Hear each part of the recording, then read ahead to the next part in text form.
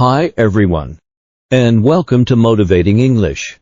I'm Vincent, your host for today, and alongside me is the wonderful Jenny. Thanks, Vincent. Hi everyone, I'm Jenny, and we are so excited to have you here. This is the show where we combine inspiring stories and practical English conversation skills to help you grow and succeed. All right, so today we're going deep on the goodness of life. But this is going to be a little different this time. Okay. Our source material, it's not like some big philosophy book or anything. Mhm. It's more like, something you'd see in like one of those inspirational videos online. Oh, interesting. Yeah. Or even maybe a language learning lesson, actually. Oh, okay. Not really where you'd expect to find, big ideas about life. Yeah, that's true. I mean, sometimes the best insights come from the most unexpected places. That's what I'm thinking. So, okay, this source material, it really focuses on gratitude. Okay.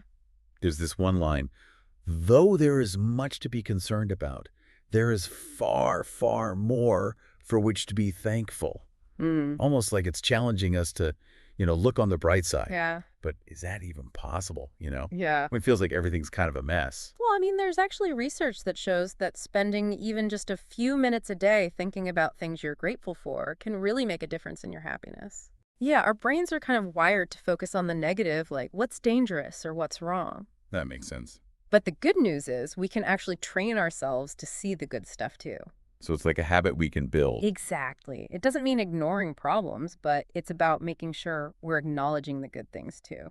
I like that. Hmm. And, something else this source talks about that we often miss. What's that? It mentions thousands more small, quiet acts of love, kindness, and compassion. Oh, yeah. It's so true. We probably walk by so much goodness every day without even realizing it. Absolutely. And those little acts that can have a huge impact. Like imagine someone holding the door open for you. Yeah. That little thing could totally brighten your day, and then maybe you go and do something nice for somebody else. Yeah, like a chain reaction. Exactly. It's contagious. Even just seeing someone else being kind can make us feel better and more likely to pay it forward. So we're all connected by this, web of good vibes. Yeah. I love that. And the source actually says, look closely, for that goodness always comes shining through. So it's not just passively waiting for us to find it. It's actively trying to reach us.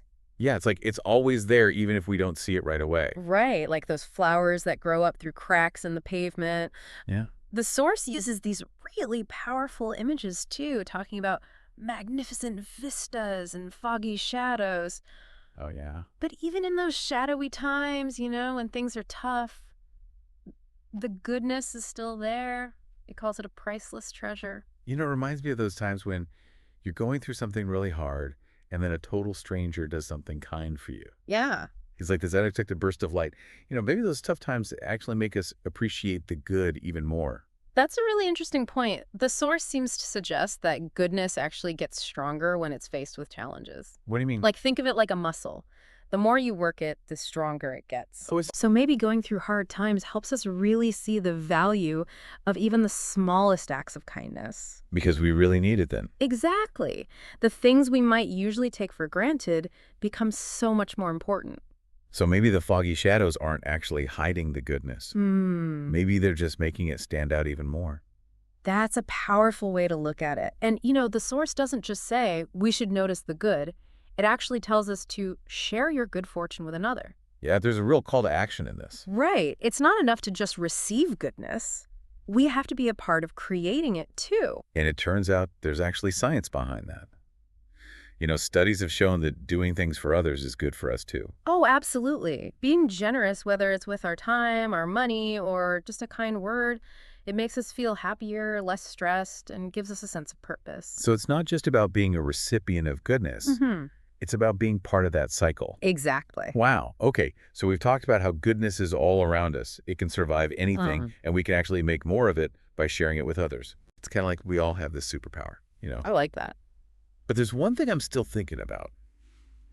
The source says that goodness gets stronger when things are tough. How does that work? Like, what kind of foggy shadows would we need to look through to really see that strength? That's a great question to think about.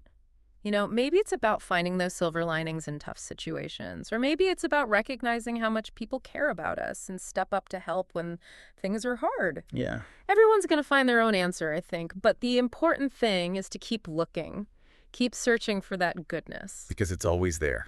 It is. Even when it's hard to see. Exactly.